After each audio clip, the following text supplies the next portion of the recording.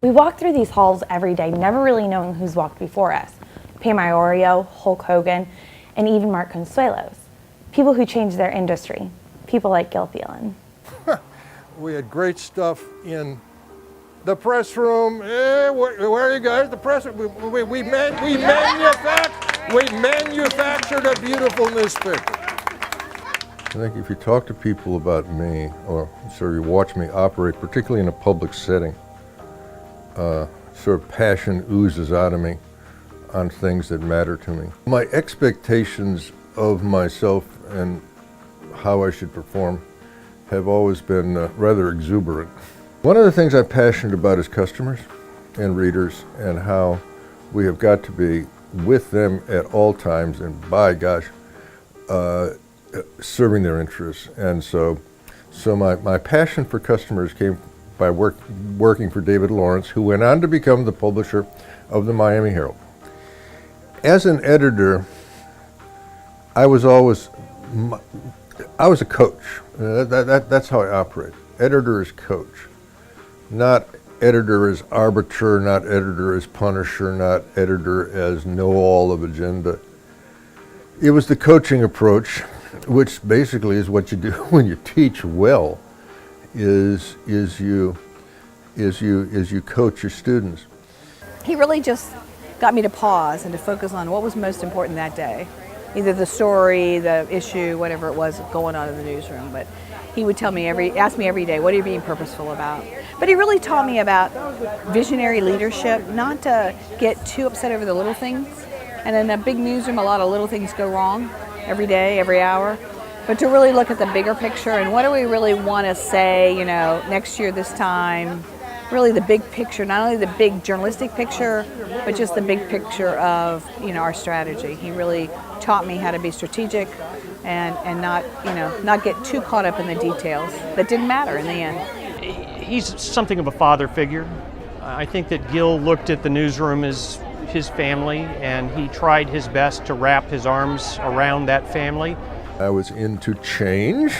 I saw this technological freight train coming at us in the 90s, and I knew this was going to be a tough one. So change, communities, team building, let's have fun doing this work. In fact, this work at its best can be joyful. And just like journalism evolved, the change guy himself was faced with big life changes when he was diagnosed with Parkinson's disease. See that I have a mild tremor in my right hand. Mild. But that's the only tremor I have.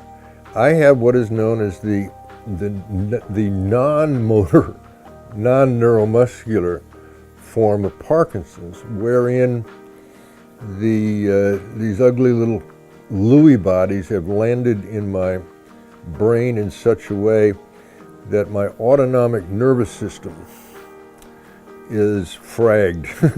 It's in tatters.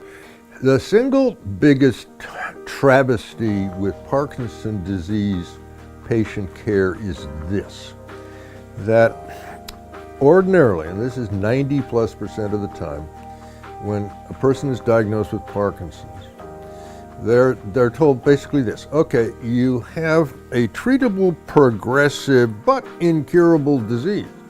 You can go horizontal, which means get in your Barcalounger on your sofa and wait for this disease to take you down, one function at a time. There's only one alternative. Vertical. Get a vertical. Get to work.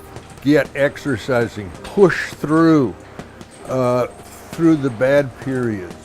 And particularly do vigorous exercise, because it will make you better. It will make you much better. Relentless, passionate about what he believes in, dedicated to what he believes in, and